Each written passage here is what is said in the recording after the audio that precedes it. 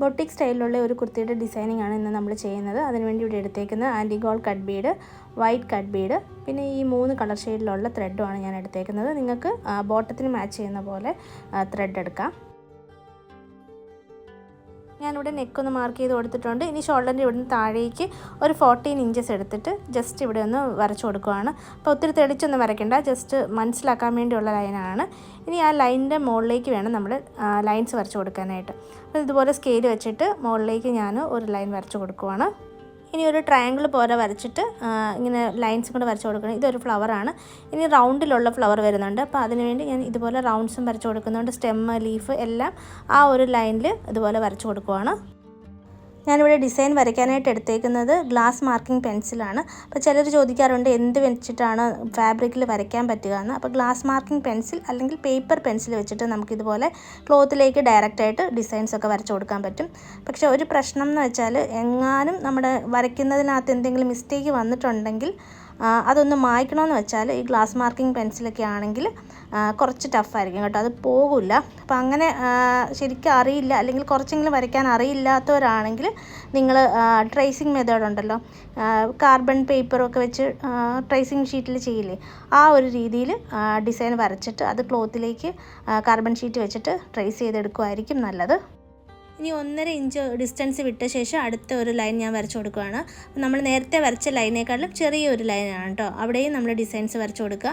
ഇതുപോലെ ഒരു 5 ലൈൻസാണ് ടോട്ടൽ വരേണ്ടത്. അതിൽ സെൻറ്ററിൽ വരുന്ന ലൈൻ എന്ന് പറയുന്നത് ലെങ്ത് കൂടിയും ബാക്കിയൊക്കെ ചെറിയ ലൈൻസുമാണ് വരുന്നത്. അപ്പോൾ ആ ഒരു ഡിസൈൻ വരുന്നത് ആ ഒരു ഷേപ്പിലാണ് കേട്ടോ.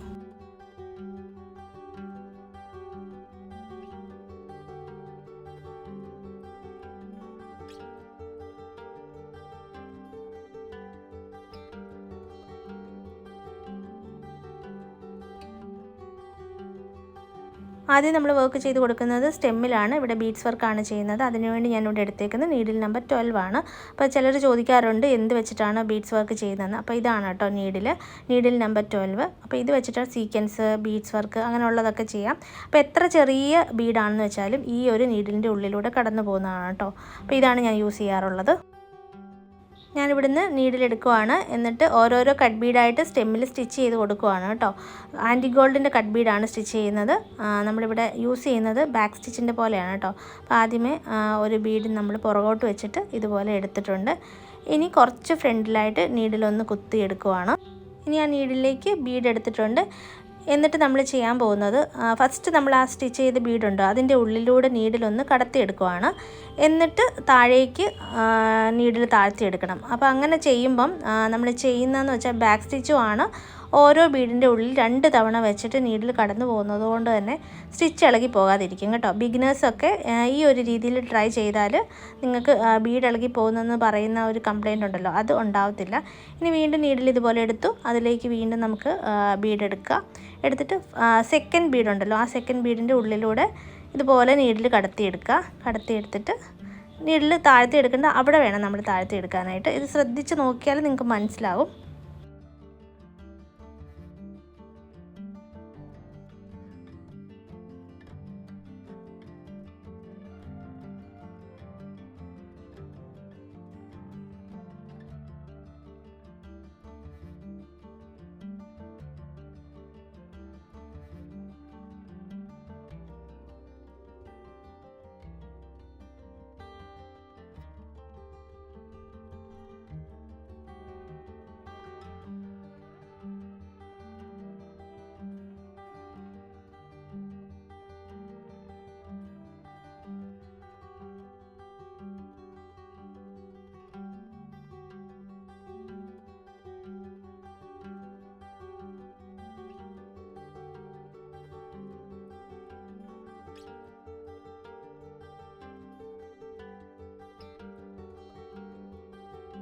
സ്റ്റെമ്മിലും ബ്രാഞ്ചസിലും നമ്മൾ ബീഡ്സ് സ്റ്റിച്ച് ചെയ്ത് കഴിഞ്ഞു.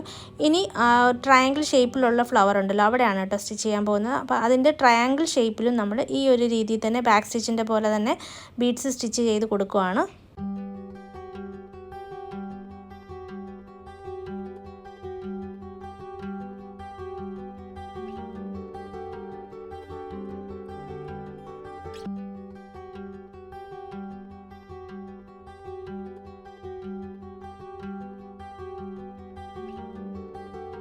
ഇനി ആ ട്രയാങ്കിൾ ഷേപ്പിൻ്റെ ഉൾവശം കൂടെ നമ്മൾ ഫില്ല് ചെയ്ത് കൊടുക്കണം. അപ്പോൾ അതിനുവേണ്ടി 2 കട്ട് ബീഡ് ഒന്നിച്ചെടുത്തിട്ട് ഇതുപോലെ ഫില്ല് ചെയ്തെടുക്കുവാണ്.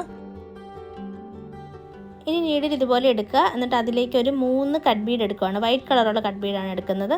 അത് ഇതുപോലെ സ്ട്രെയിറ്റ് ആയിട്ട് ഒന്ന് സ്റ്റിച്ച് ചെയ്തെടുക്കുവാണ്.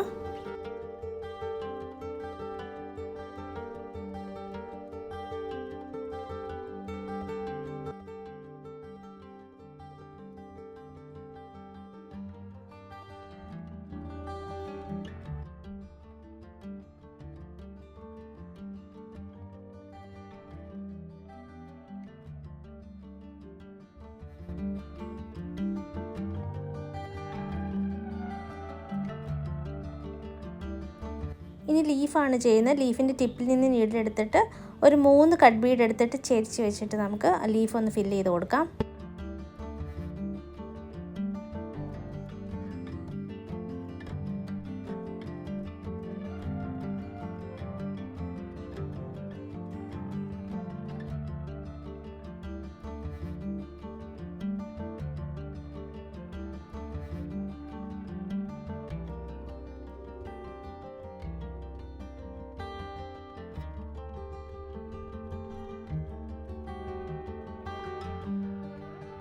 ഇനി ആ സർക്കിൾ ഷേപ്പിലുള്ള ഫ്ലവർ ചെയ്യാനായിട്ട് ത്രെഡ് ഇതുപോലെ എടുത്തിട്ട് 2 തവണ ചുറ്റി റിംഗ് നോട്ട് ചെയ്ത് കൊടുക്കുകയാണ്. ഒരു 5 റിംഗ് നോട്ട് അല്ലെ 6 റിംഗ് നോട്ട് ചെയ്ത് കഴിയുമ്പോൾ ആ ഫ്ലവർ വർക്ക് കംപ്ലീറ്റ് ആകും.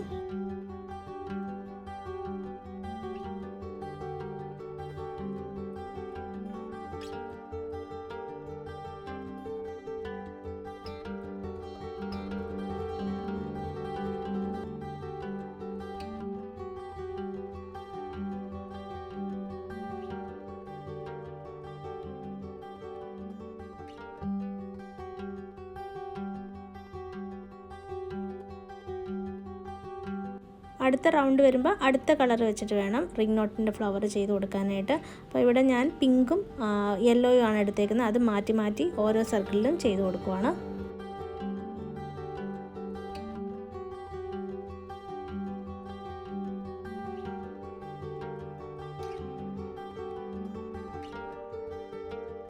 വേറൊരു ടൈപ്പ് ഫ്ലവറാണ് ഇവിടെ വരുന്നത്. അപ്പോൾ ഞാൻ ഈടിൽ ഇതുപോലെ എടുത്തിട്ടുണ്ട്. ബ്ലൂ കളറുള്ള ത്രെഡാണ് എടുത്തേക്കുന്നത്. എന്നിട്ട് 2 തവണ ചുറ്റി ഇവിടെ നമ്മൾ ഫ്രഞ്ച് നോട്ട് ചെയ്ത് കൊടുക്കുകയാണ്. അപ്പോൾ സെൻറ്ററിൽ ഒരെണ്ണം ചെയ്തു. ഇനി കുറച്ച് ഫ്രണ്ടിലായിട്ട് വീണ്ടും നീഡിലെടുത്തിട്ട് അവിടെ ഇതുപോലെ ഫ്രഞ്ച് നോട്ടുകൾ ചെയ്ത് കൊടുക്കുകയാണ്.